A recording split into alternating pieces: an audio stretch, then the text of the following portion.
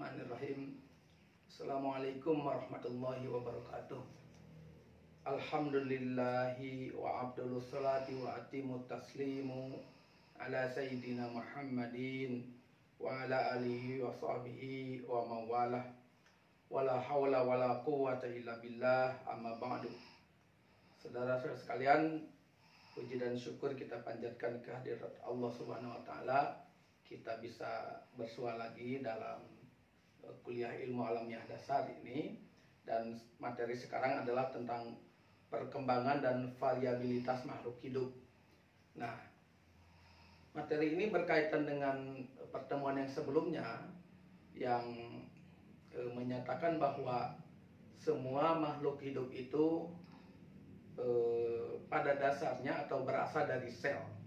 Nah, kita tahu sel itu adalah sesuatu yang kecil, banyak yang tidak kelihatan oleh mata. Tetapi kemudian makhluk hidup itu menjadi besar seperti kita nih. Tadinya kan sel kecil sekali ya, waktu ketemu sel sperma sama ovum itu. Kemudian tiba-tiba menjadi besar seperti waktu bayi dilahirkan dan sebagainya. Nah, kenapa bisa seperti itu? Karena ada perkembangan dan reproduksi sel. Nah, sekarang makanya kita akan membahas tentang hal itu. Pengertian perkembangan itu yaitu bahwa sel itu sebagai bahan dasar makhluk hidup berukuran kecil, ternyata ia mampu bereproduksi, ya, memperbanyak diri sehingga makhluk membesar dan berkembang biak. Ciri-ciri perkembangbiakan itu secara umum yaitu terjadinya perubahan dalam aspek fisik, terjadinya perubahan dalam proporsi, ya, dan juga ada lenyapnya tanda-tanda yang lama dan diperolehnya tanda-tanda yang baru. Saudara-saudara sekalian, peran sel itu sebagaimana disebutkan dalam minggu yang lalu, kita akan bahas lagi sedikit di sini, yaitu ada inti sel. Inti sel itu berperan penting di dalam proses pembelahan sel dan reproduksi sel. Jadi kan kemarin ada sel itu membran, kemudian sitoplasma, kemudian ada inti sel. Nah, inti sel itu peran yang utamanya yaitu dalam proses pembelahan dan reproduksi sel. Kemudian sitoplasma, ya, bagian yang putihnya kalau di telur itu berperan penting dalam metabolisme. Jadi makan, minum dan sebagainya ada di sitoplasma, bernapas dan sebagainya. Kemudian membran berperan antara lain dalam iritabilitas, ya. Jadi membran bagian luar itu melindungi si sel itu. Tetapi ketiganya itu adalah satu unit kehidupan yang tidak bisa berbuat sendiri-sendiri, ya. Semuanya harus saling bekerja sama. Nah, ketika terjadi metabolisme di dalam sel itu, maka protoplasma sel membanyak, ya. Karena itu sel tumbuh besar sampai batas tertentu. Jadi ada batas pertumbuhan sel itu. Nah, ini berlaku untuk sel yang tunggal ataupun sel yang banyak. Kalau sudah maksimum ukuran selnya, maka dia akan membelah menjadi dua atau mati. Nah, saudara-saudara sekalian, bagaimana sih pola pembelahan sel itu? Nah, pembelahan sel itu ada 3 pola, ya, pada umumnya, yaitu yang pertama adalah amitosis, yang kedua mitosis, yang ketiga meiosis. Pembelahan amitosis ini adalah pembelahan secara langsung terjadi pada makhluk hidup yang sederhana seperti bakteri, ganggang dan sebagainya, itu dengan amitosis. A itu artinya tadi tidak, ya. Mitosis itu artinya pembentukan benang-benang. Jadi tidak ada proses pembentukan benang-benang, jadi dia membelah secara langsung atau tidak melalui fase-fase. Jadi kalau ada sel yang sudah dewasa, inti selnya itu bersiap-siap membelah diri menjadi dua, kemudian lama-lama tubuh induknya mulai mengkerut seperti itu, siap jadi dua. Setelah cukup dia membelah diri. Nah, karena ini pada makhluk hidup yang sederhana dalam proses amitosis ini, kemudian melahirkan 2 individu baru, ya. Jadi ketika membelah dia jadi 2 individu baru, jadi 2 ganggang atau 2 bakteri dan sebagainya. Kemudian pembelahan yang kedua disebut dengan mitosis, ya. Ini pembelahan yang secara bertahap. Ini adalah pada makhluk hidup yang banyak sel ya, makhluk hidup yang canggih, burung, manusia, ikan, tumbuhan yang canggih itu dengan cara mitosis. Pembelahannya kenapa harus bertahap? Karena kan banyak unsurnya di dalam tubuhnya itu. Ada yang jadi mata, ada yang jadi kepala, tangan, dan sebagainya. Oleh karena perlu tahap-tahap. Tahapannya ada yang namanya interfase, profase, metafase, anafase, dan telofase. Nanti akan Anda bisa lihat secara lebih rincinya di gambar. Kemudian yang ketiga adalah meiosis. Ini pembelahan sel pada kelamin ya, kelamin reproduksi. Terdiri dari meiosis 1 dan meiosis 2. Itu tentang bagaimana sel itu membelah diri. Nah, kalau pada yang amitosis ketika membelah diri itu menjadi 2 individu baru, kalau yang mitosis itu ketika berbelah dia bertumpuk dan sebagainya sehingga menjadi sel besar. Kalau dalam calon manusia atau janin bayi itu setelah bertumpuk menjadi banyak, nanti ada yang siap-siap menjadi kepala, siap-siap menjadi tangan, siap-siap menjadi badan, kaki, dan sebagainya. Kemudian siap-siap menjadi bagian dalam dari tubuh. Jadi tidak memisahkan diri, tetapi memiliki spek masing-masing nanti. Nah, yang selanjutnya, kalau pada makhluk hidup yang sederhana tadi ya, ketika membelah diri dia jadi 2 individu baru. Tetapi kalau pada makhluk hidup yang bersel banyak, ada namanya itu proses perkembangbiakan. Karena dia ketika ingin memiliki anak itu harus berkembang biak. Ini ada juga 2 pola ya. Pertama adalah pola aseksual. Aseksual itu artinya tidak harus ketemu 2 alat kelamin, 2 alat seksual kelamin gitu ya. Nah, jadi pada makhluk hidup yang bersel banyak tapi relatif sederhana ini bisa berkembang biak dengan cara aseksual. Nah, aseksual ini ada beberapa jenis. Yang pertama adalah pembelahan kembar. Pembelahan kembar ini seperti pada proses amitosis tadi, tapi ini makhluk hidupnya bersel banyak ya, tetapi dia membelah diri menjadi 2. Nah, karena sama besar induk dengan anak disebut sebagai pembelahan kembar. Yang kedua adalah kuncupan. Nah, kuncupan ini jadi inti selnya membelah diri menjadi 2, tetapi bagian sitoplasmanya tidak sama besar. Ada yang satu besar, ada yang satu kecil. Nah, yang satu besar itu misalkan kita gambarkan seperti ini. Nah, yang kecilnya muncul seperti itu ya, seperti kuncup gitu. Nanti setelah cukup dewasa dia akan melepaskan diri dari induknya, dia menjadi individu baru. Itu namanya kuncupan. Ini pada hidra di laut misalkan seperti itu kuncupan. Yang ketiga, pembelahan diri secara perkembangbiakan secara aseksual, yaitu pembentukan spora. Nah, dalam pembentukan spora ini jadi ada satu sel yang dindingnya cukup keras, kemudian inti selnya membelah diri menjadi sangat banyak. Setelah cukup umur dia menembus tubuh induknya, dia menjadi individu baru yang sangat banyak. Nah, pembentukan spora ini seperti pada jamur ya, jamur roti dan sebagainya. Kalau kita punya roti yang sudah expired, malamnya itu masih kuning ya, tiba-tiba pagi-pagi sudah penuh dengan bulukan ya, al-buluk. Nah, itu kenapa bisa menjadi begitu cepat itu proses? Nah, karena adanya pembentukan spora. Yang selanjutnya adalah perkembangbiakan vegetatif namanya. Yang vegetatif ini jadi ada pada makhluk hidup itu bagian organ tubuh yang berfungsi untuk berkembang biak. Misalkan pada kentang itu ada seperti udelnya ya. Nah, seperti udelnya itu namanya vegetatif. Nanti tidak usah kawin, kalau dibiarkan lama lembab dia akan tumbuh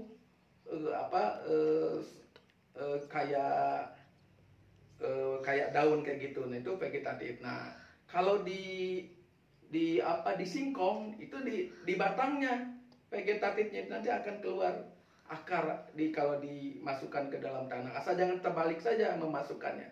Kalau di mangga nanti di bijinya. Nah, itu namanya perkembangbiakan vegetatif. Jadi ada fungsi tubuh makhluk hidup yang berfungsi tempat berkembang biak. Nah, yang selanjutnya perkembangbiakan pada makhluk hidup yang lebih maju, yang lebih canggih harus dengan cara seksual. Ini mensyaratkan ketemunya dua alat kelamin, baru terjadi perkembangbiakan, namanya seksual. Nah, seksual juga terbagi dua. Yang satu itu namanya konjugasi, yang kedua fertilasi. Konjugasi itu yaitu harus ketemu dua sel kelamin, tapi sel kelaminnya itu isogamet ya, bisa sama bentuknya. Katakanlah jantan-jantan atau betina-betina, tapi dia bisa menghasilkan makhluk hidup baru. Contohnya pada cacing ya, di dalam tubuhnya itu cacing tertentu ada di dalam tubuh itu ada dua alat kelamin, kemudian dia bisa mempertemukan sel di dalam alat kelaminnya itu, kemudian bisa lahir telur. Itu namanya konjugasi. Nah, yang terakhir yang namanya itu fertilasi. Fertilasi ini yang kita sebut sebagai kawin, harus ketemu antara sel jantan dan sel betina, terjadi proses pembuahan, namanya fertilasi. Ini terutama pada makhluk yang canggih ya, manusia seperti pada ayam dan sebagai kerbau, tumbuhan-tumbuhan juga harus ada pertemuan sel kelamin jantan dan sel kelamin betina, baru terjadi pembuahan. Nah, dengan fertilasi ini juga memungkinkan adanya variasi makhluk baru ya. Kalau dari yang aseksual dan sampai konjugasi, anak dengan induk tuh sama ininya, jenisnya. Misalkan mangga manis, anaknya manis. Kemudian singkong karet induknya, ke bawahnya juga singkong karet. Nah, kalau dengan fertilasi ini memungkinkan variasi makhluk baru. Kalau misalkan orang berkulit putih dengan orang berkulit putih menikah, masih sama-sama kulit putih, jadi tidak ada yang baru. Tapi ada orang yang berkulit putih kawin dengan orang yang berkulit hitam, itu ada variasi manusia baru ya. Kemudian ada ayam hutan yang dikawinkan dengan ayam kampung. Nah, ayam hutan dengan ayam kampung itu dikawinkan menghasilkan variasi makhluk baru, ayam baru itu namanya. Dalam bahasa Sunda itu cangehgar ya. Ada yang mengawinkan kuda dengan keledai misalkan. Nah, itu kemudian menjadikan bigal namanya. Itu jadi dengan cara seksual bisa melahirkan makhluk baru ya. Yang selanjutnya adalah ada di dalam bahasan ini kita membahas teori evolusi ya. Jadi bervariasinya makhluk baru itu tadi dengan cara fertilasi, bisa dengan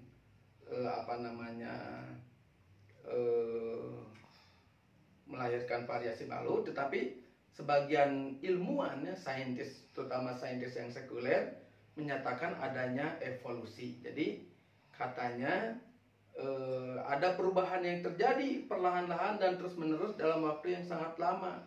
Itu adalah pengertian dari evolusi. Evolusi itu bisa diketahui dengan adanya fosil.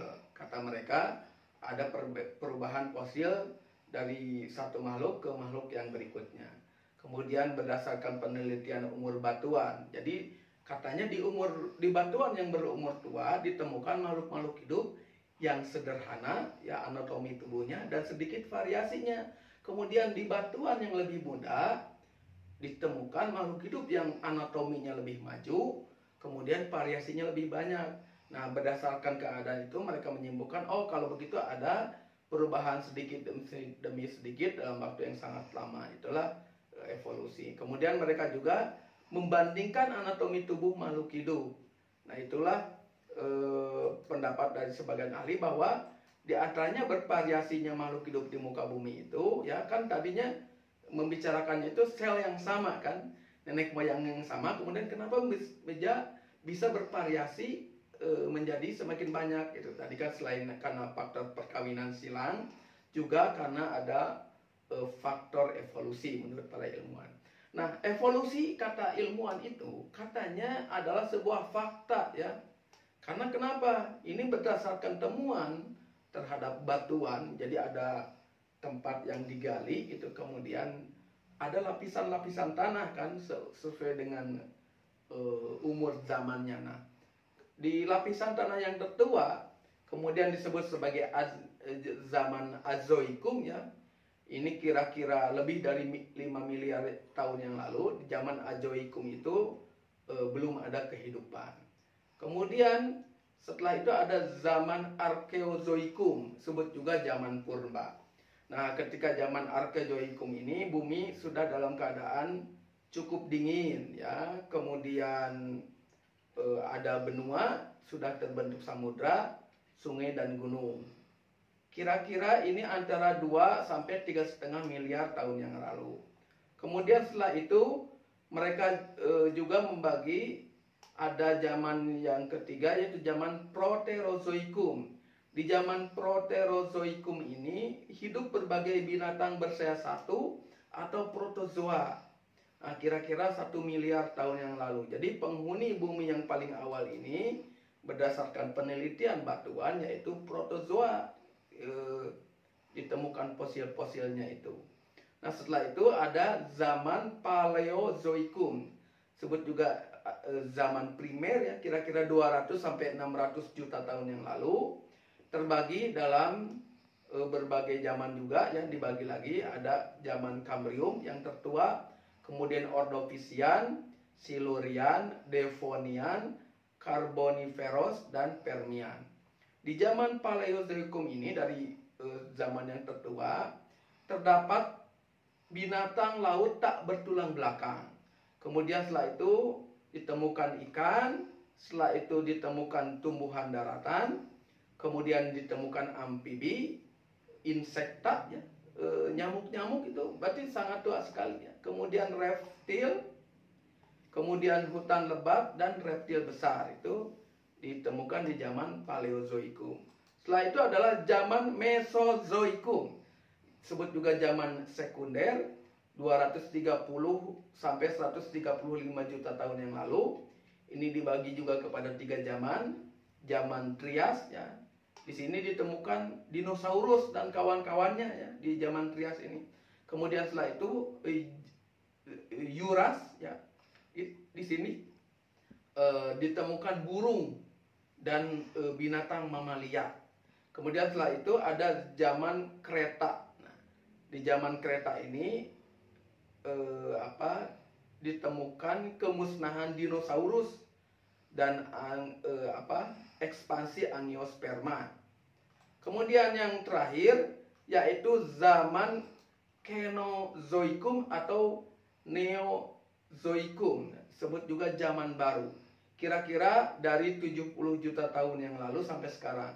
Ini dibagi lagi kepada zaman tersier, 70 sampai 10 juta tahun yang lalu, dan ada zaman kuarter, 6 juta tahun yang lalu sampai sekarang. Ini zaman kuarter. Ini zaman kuarter ini dibagi lagi 2, yaitu zaman Deluvium dan zaman Alluvium. Nah, di zaman Deluvium mereka katanya menemukan fosil manusia purba. Kemudian di zaman Alluvium yaitu zaman seperti sekarang yang sudah ada banyak makhluk hidup yang beraneka ragam. Nah, saudara-saudara sekalian, kalau tadi pembagian zaman itu katanya fakta ya, jadi kenyataan karena berdasarkan temuan fosil. Nah, kemudian kalau terjadi evolusi ya, perubahan sedikit demi sedikit dalam waktu yang sangat lama, bagaimana cara berubahnya itu? Maka itu kita membicarakan tentang mekanisme perubahan, yaitu mekanisme evolusi. Terhadap hal ini ya, bagaimana berubahnya itu ada beberapa pendapat yang disebut dengan teori evolusi. Nah, dimulai dari pendapat yang paling kuno ya, yang paling pertama diajukan oleh Jean-Baptiste Lamarck. Ini orang Prancisnya, sebut teorinya teori Lamarck. Karena sederhananya pengetahuan pada zaman Lamarck ini, dia mengatakan evolusi itu disebabkan oleh adaptasi makhluk hidup terhadap lingkungannya. Jadi katanya evolusi itu ada adaptasi, penyesuaian diri makhluk hidup terhadap lingkungannya. Lamarck itu mencontohkan seperti ini. Nanti terlihat di gambarnya juga ya. Ada jerapah itu zaman dahulu berleher pendek katanya. Karena makanan yang di bawah itu relatif habis, dia mulai ngambil daun-daun yang ada di atas. Lama-lama lehernya itu tertarik ke atas. Dalam bahasa Sundanya itu kabatok mungkin ya. Setelah itu turunan berikutnya, maka lehernya menjadi berleher panjang. Jadi dia beradaptasi terhadap makanannya. Lama-lama si jerapah itu berleher panjang. Itu kata teori Lamarck. Kalau menurut teori modern ini tentu saja tidak bisa diterima ya, karena dapatan luar fisik itu tidak diwariskan. Seperti Adere yang melatih tangannya, tiba-tiba misalkan anaknya itu tumbuh seperti Adere yang sudah tangannya kan tidak terjadi seperti itu, karena itu dapatan luar hasil latihan fisik. Nah, yang selanjutnya adalah teori Darwin. Charles Darwin ini teori yang sangat terkenal ya, teori evolusi dari Darwin ini. Nah, kata Darwin, evolusi itu adalah seleksi alam katanya. Jadi seleksi alam itu begini gambar. Kalau tadi si Lamarck itu menyebutkan jerapah tadinya berleher panjang lama-lama berleher pendek lama-lama panjang. Tapi kalau kata Darwin tidak seperti itu, tapi ada dua jenis jerapah. Satu jerapah berleher pendek, satu jenis lainnya jerapah berleher panjang. Nah, karena makanan yang di bawah mungkin relatif habis, maka yang berleher pendek tidak bisa mempertahankan hidupnya. Sedangkan yang berleher panjang dia bisa menjangkau makanan yang di atas, maka dia bisa melanjutkan kehidupannya. Itu disebut dengan seleksi seleksi alam. Kata Darwin, seleksi alam itu ada beberapa faktor, yaitu adanya variasi, ya seperti tadi, variasi pendek, variasi tinggi. Kalau di manusia juga, di keluarga itu ada anak yang tahan terhadap penyakit, ada yang sedikit-sedikit sakit. Nah, itu ketika ada wabah, maka yang tahan terhadap penyakit akan melanjutkan kehidupan. Sedangkan yang mudah sakit terseleksi oleh alam meninggal. Kemudian overproduksi bisa menyebabkan juga seleksi alam, overproduksi ya. Misalkan di satu kebun ada 2 ekor kambing. Nah, ketika cuma 2 ekor kambing makanannya cukup, tapi ketika berkembang biak dan sebagainya makanannya tetap jumlahnya ini banyak, maka terjadi persaingan. Nah, terjadi persaingan, kemudian terjadilah berantem dan sebagainya, overproduksi. Maka yang tubuhnya kuat akan memenangkan persaingan, yang kalah maka akan tersingkir. Kemudian struggle for existence ya, jadi perjuangan spesies untuk mempertahankan hidupnya. Nah, jadi spesies yang kuat maka akan mempertahankan hidupnya. Yang selanjutnya adalah inheritance of variation ya. Individu yang sesuai dengan lingkungan hidupnya maka akan dapat melangsungkan kehidupannya. Dan juga yang selanjutnya ada survival of the fittest, yang kuat yang akan bertahan hidup. Untuk diketahui pada zaman Darwin ini belum ada teori genetika ya, sehingga dia waktu itu menyatakan berpikir sifat-sifat itu diturunkan lewat darah. Yang selanjutnya adalah teori evolusi dari Darwin-Weismann. Nah, di zaman Weismann itu sudah ada genetika, maka kata Weismann evolusi itu adalah masalah genetika. Kemudian evolusi itu seleksi alam terhadap faktor genetika juga bukan, jadi bukan faktor lingkungan. Yang selanjutnya adalah pendapat dari De Vries. Kata De Vries, evolusi itu adalah perubahan karena adanya mutasi gen. Jadi ada gen yang berubah sempurna. Yang berubah sempurna itu namanya mutasi. Ya, misalkan ada suatu daerah yang terkena radiasi nuklir, kemudian gen dari anak-anak itu terkena radiasi dari nuklir, kemudian terjadi perubahan, maka itu terjadi mutasi. Nah, bagaimana sekarang petunjuk Al-Quran tentang pandangan Islam tentang reproduksi ya. Yang pertama adalah petunjuk tentang sel sperma atau sel mani. Di dalam surat Al-Qiyamah ayat 36 sampai 37 Allah berfirman, ayasabul insanu ayyutro kasuda alam yaku nutfatan mimaniyin yumna. Apakah manusia mengira bahwa ia akan dibiarkan begitu saja tanpa pertanggungjawaban? Bukankah dia dahulu nutfah mani yang ditumpahkan ke dalam rahim? Saudara sekalian, kata nutfah itu adalah bagian kecil dari mani. Jadi manusia itu tidak terbuat dari mani secara keseluruhan, tapi hanya sebagian kecil darinya. Jadi dalam mani itu terdiri dari jutaan. Nah, kalau ada satu pun ternyata isinya itu banyak sekali bagian-bagian kecilnya gitu ya. Nah, yang selanjutnya ternyata isi dari mani itu adalah campuran berbagai zat yang dikeluarkan dari testikel, vestikel, kelenjar prostat, kelenjar-kelenjar dari urin.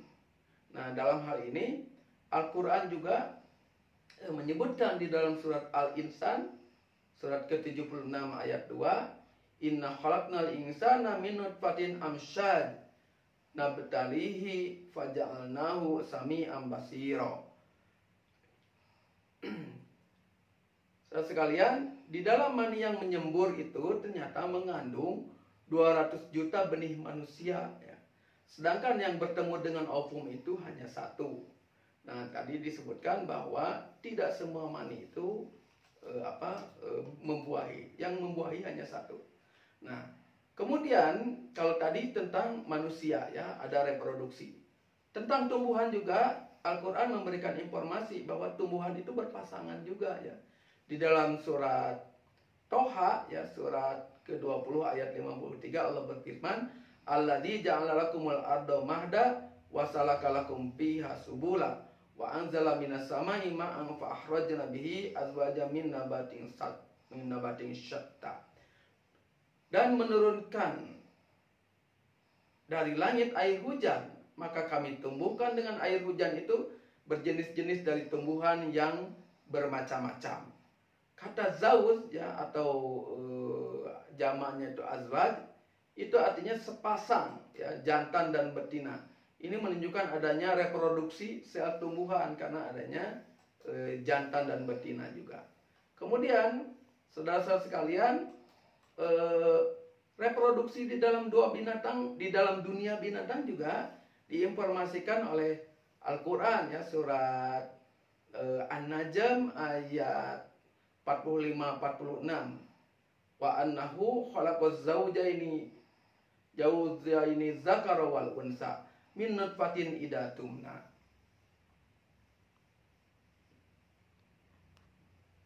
Menciptakan ya, dan bahwasanya dialah yang menciptakan berpasang-pasangan laki-laki dan perempuan dari air mani apabila dipancarkan. Nah, kalau manusia juga secara garis besar dibandingkan dengan tumbuhan maka termasuk kepada binatang. Nah, di sini juga terselip informasi bahwa lelakilah yang menentukan sel kelamin anak ya. Mim maniyin idatumna ya. Jadi mani ketika ditumpahkan.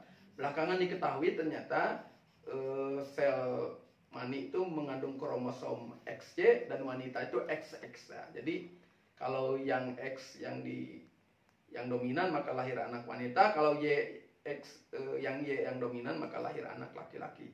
Kemudian saudara sekalian, di dalam surat Abasa ayat ke-19 Allah juga berfirman, min nutfatin khalaqahu faqaddarahu ya. Dia menciptakan dari setetes mani, dia menciptakannya lalu menentukannya. Nah, di sini ada kata qaddar ya. Min nutfatin khalaqahu faqaddarahu. Kata qaddar itu ternyata artinya itu menentukan, mengatur ya, menentukan, merencanakan, memprogram, melihat masa depan takdirnya. Dalam bahasa lain bahwa Allah itu di situ menunjukkan bahwa gen itu adalah sesuatu mani itu mengandung gen yang diprogram. Yang selanjutnya informasi dari Al-Quran, tadi kan disebutkan bahwa ada variasi makhluk hidup. Ternyata selain manusia, binatang juga merupakan masyarakat sosial ya. Dalam Al-An'am ayat 38 Allah berfirman, "Wa ma min dabatin fil ardi wala tayri yatiru bi janahihi illa umamun amsalukum ma farratna fil kitabi min syai'in summa ila rabbihim yuhsyarun." Kata Allah, dan tiadalah binatang-binatang yang ada di bumi dan burung-burung yang terbang dengan kedua sayapnya kecuali umat juga seperti kamu. Nah, berdasarkan studi ekologi, semua binatang dan burung hidup dalam bentuk masyarakat tersendiri. Ada tatanan sosial yang sistematis di kalangan binatang. Contoh, misalkan di dalam lebah madu ya, itu ada hidup dalam koloni membangun sarang. Nah, ada satu ratu ya, beberapa ratus lebah jantan, ada 10.000 sampai 80.000 pekerja. Masing-masing memiliki status pekerjaan masing-masing. Ratu itu bertelur ya, jantan membuahi, sedangkan pekerja itu membangun penampungan madu, mengumpulkan makanan dan royal jelly, mengatur temperatur sarang, menjaga kebersihan, keamanan. Jadi ada keteraturan dalam setiap fase. Kemudian ada teladan dari masyarakat semut ya.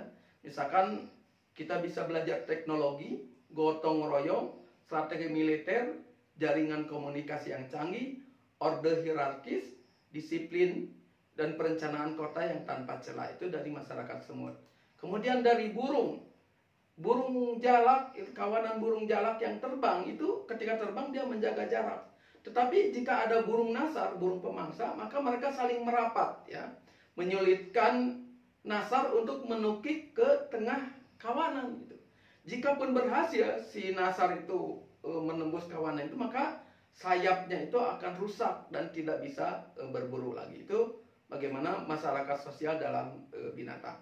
Selanjutnya saudara sekalian, bantahan terhadap teori evolusi. Al-Quran membantah teori evolusi ya. Surat At-Tin sudah kita tahu ya, bahwa manusia itu sudah sempurna diciptakan oleh Allah. Laqad khalaqnal insana fi ahsani taqwim. Sungguh kami telah menciptakan manusia dalam bentuk yang sebaik-baiknya. Ya, jadi ketika Darwin mengajukan asumsinya, disiplin ilmu genetika, mikrobiologi, dan biokimia belum ada. Informasi yang menentukan spesies itu ternyata terdapat di dalam gen. Dan tidak mungkin seleksi alam memproduksi spesies baru melalui perubahan gen. Karena seleksi alam itu hanyalah dapatan fisik luar, tidak merubah terhadap gen. Kemudian selanjutnya, ilmu sel itu masih dangkal pada saat Darwin itu ya. Pengamatan dengan mikroskop elektron menunjukkan bahwa ada kerumitan dan struktur yang luar biasa dalam bagian-bagian kecil dari sel. Jadi tidak mungkin sistem yang rumit dan kompleks itu terjadi melalui variasi minor, perubahan kecil-kecil ya. Tidak mungkin satu bagian molekul protein saja, apalagi keseluruhan sel, muncul secara kebetulan. Ini tentu harus ada yang merancang sedemikian rupa.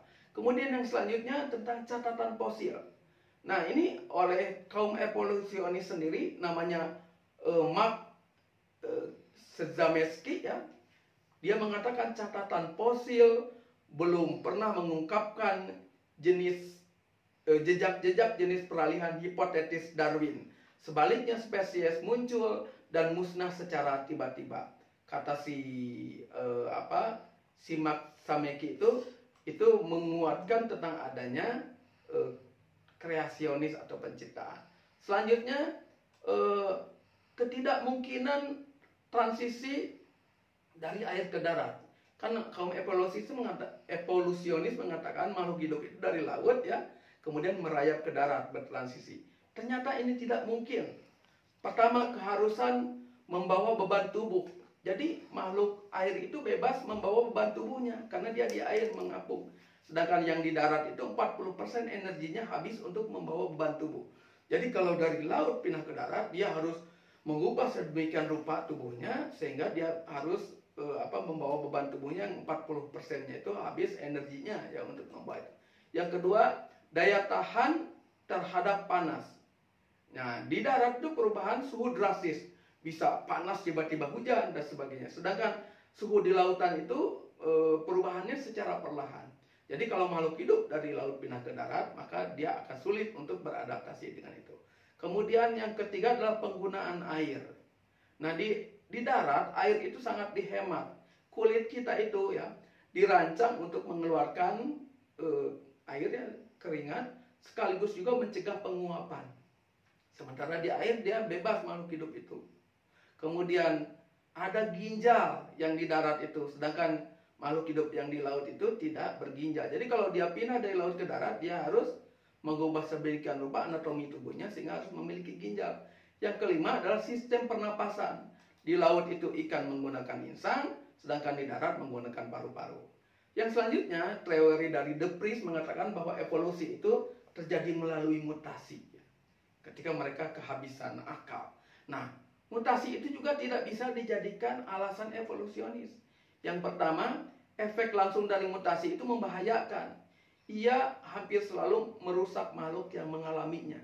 Jadi tiada mutasi yang bermanfaat. Di Chernobyl itu ada foto bayi ya, yang kemudian tangannya mengecil, kakinya mengkerut karena mutasi. Jadi mutasi itu tidak bisa diharapkan menjadi lebih baik. Kan kaum evolusionis berpikir dari makhluk yang sederhana menjadi canggih. Itu melalui evolusi. Jadi tidak mungkin karena rusak ternyata. Yang kedua, mutasi itu tidak menambahkan informasi baru pada DNA suatu organisme. Partikel-partikel penyusun informasi genetika malah terenggut atau rusak. Dan partikel DNA itu kalau dihubungkan dengan X, Y, Z, terkena mutasi itu tertembak, gitu kan, salah satu huruf malah rontok gitu. Jadi itulah yang kemudian melahirkan cacat ya. Yang ketiga yaitu agar dapat diwariskan pada generasi yang selanjutnya, mutasi harus terjadi pada sel reproduksi organisme tersebut. Sedangkan pada sel biasa tidak diwariskan. Itulah beberapa bantahan dari Al-Quran ataupun dari ilmuwan muslim bahwa ternyata evolusi itu sangat sukar diterima oleh sains sekalipun, bahwa perubahan makhluk hidup itu tidak bisa melalui evolusi. Allah sudah menciptakan masing-masing makhluk hidup itu dengan sempurna dan tidak ada perubahan dari zaman dahulu sampai sekarang. Lalat zaman purba dan lalat zaman modern, bahkan zaman milenial tetap saja sama. Mudah-mudahan ada manfaatnya. Billahi taufiq wa hidayah. Wassalamualaikum warahmatullahi wabarakatuh.